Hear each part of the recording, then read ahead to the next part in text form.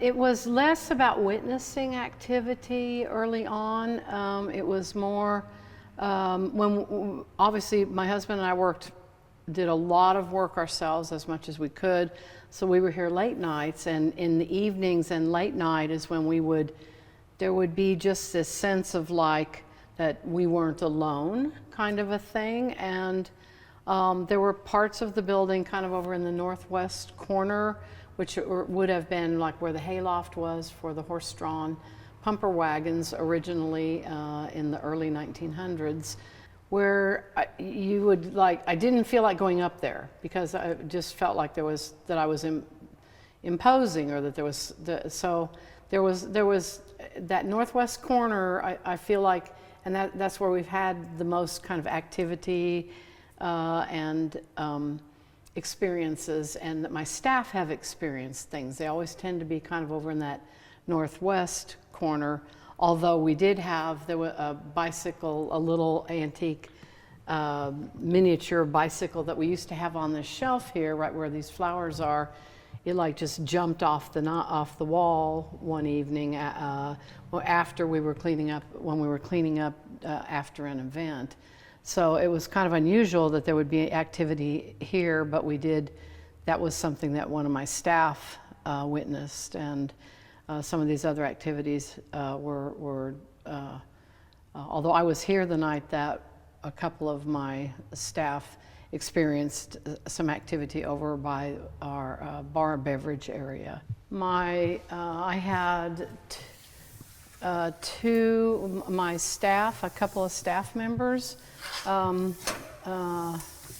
Kiara was one of them, and she was standing here on this side of this is where we serve water and lemonade and tea, and she was standing on this side, and my manager Amanda was standing on this side, and we had finished cleaning up after an event. We were really just about done, and so they were just at the end of the evening, so it would have been midnight, one-ish. Not I guess kind of the witching hour, really, if you want to think about it like that. But they were, and Kiara said, "Oh, Jay, stop that! Watch out!" And Amanda said, "What are you talking about? Jay's in the other room, which is over here." And Kiara said, "Well, somebody just passed behind me and brushed against me, and it felt very intentional." So they both kind of got the heebie-jeebies, I guess, at that point, and they even kind of just left the area and made sure that Jay was back there, and they were pretty quiet for the rest of the evening. So that was really strange. Today we were here at the Firehouse. We brought a laser grid that we hadn't played with before. So the last time we were here in 2017, this area had seemed to be pretty active.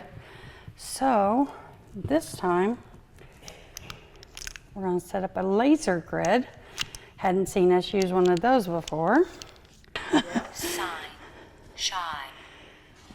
Chasing them around, so it's a sign that he's shy. They're shy. These are no good. I'll put them in my pocket. These are good. Okay, so now that we have batteries, we have a laser grid. It's over there. When somebody walks through it, you will see how the green grid blocks out? Even when a spirit walks through there, the green grid will block out. So you'll see a wave pattern when you play it back. Sometimes you can see like part of it block out, but not another part. So we're Would we see that physically like right now? Yeah. If they're okay. Yeah. If they're moving up there now, you'd see it. Yeah, one of my investigators, she's no longer investigating with me. We did a private residence, and she's seen a figure move in the laser grid, and it scared her so much she was in tears. She quit. She hasn't been hunting with me since. So we brought GoPros that we also use in place of surveillance cameras in areas where electricity is not the best. We've had a little bit of response with the SLS camera. Whoa. Kim? Did you get a stick figure? Yeah, but I think it's the pole. No, it doesn't map poles. Here? Yeah, it's got you, but this is like higher up.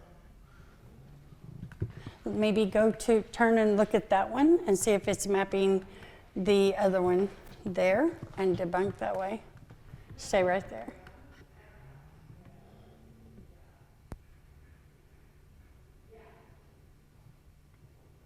So I'd say not, sir. We've had some response downstairs with our trigger object, the proximity meter, and the puppy. That seems to be the hottest item going for ghost hunting lately. They all seem to enjoy that one. They seem to really like the puppy dog, and so what that is a proximity meter. You put it there, and if they come close to it, we use it with trigger objects, and if they come close to it, it will set it off. Oh, I see.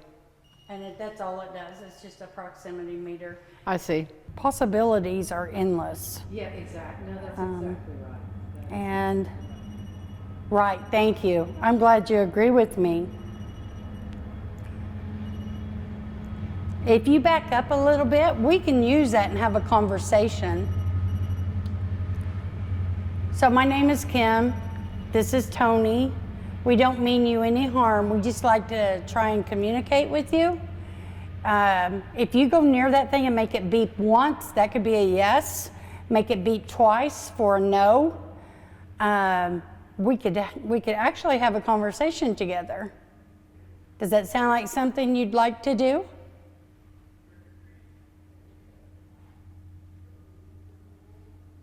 Okay. And this was the bicycle that jumped off the wall I was telling you about over in the other area on the southeast corner. This was just up on that ledge, and you can see it leans back. So, I mean, but it literally, Drew's our staff and has been for a really long time, he's part of our green team. And he said it jumped up and it jumped off of the ledge. So that was really kind of strange. The blue is the hot spot, or? No, ma'am, the green. The blue is cold. Okay, and the green. The green is hot, and then if you get on something, see how yellow we Uh-huh. are? That's hotter. Okay. And red is red hot. Okay. That's your lamp. That's a bulb Okay. in the lamp.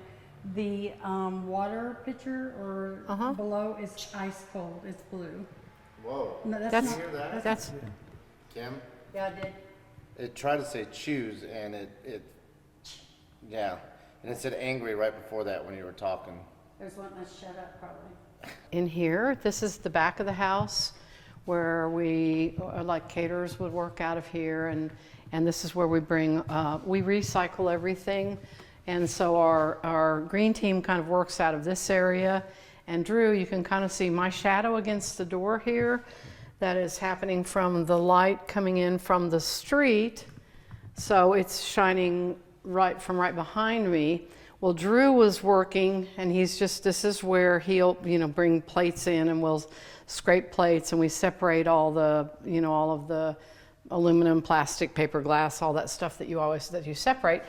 But he was standing right here, and he said he saw a shadow walk past him, going like this direction. And since he was standing here, he assumed the person was behind him, that somebody, either Amanda or Jessica or Kiara or Paul or somebody had walked behind him, and he turned around and there was nobody there. And he was pretty freaked out. He was pretty freaked out about that.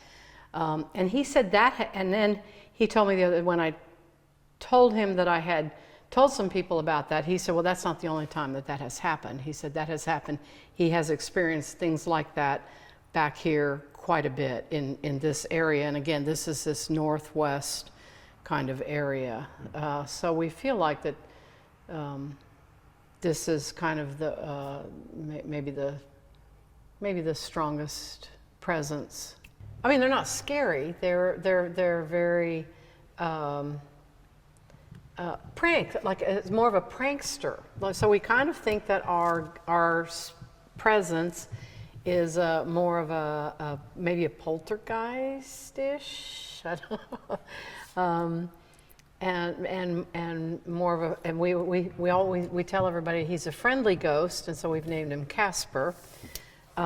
We think he was probably a fireman, but we have no way of knowing. I don't know of any firemen that passed away here or that would have had any reason to haunt or to still be here, other than potentially just because they always cared about the space and they like the space and they like what's happening with it, and it might be their way of communicating that. We all feel very comfortable, and we feel like that this whatever this is, it's happy to be here, and it's happy that we're here, and that's, I guess, the most you can hope for in a situation like that.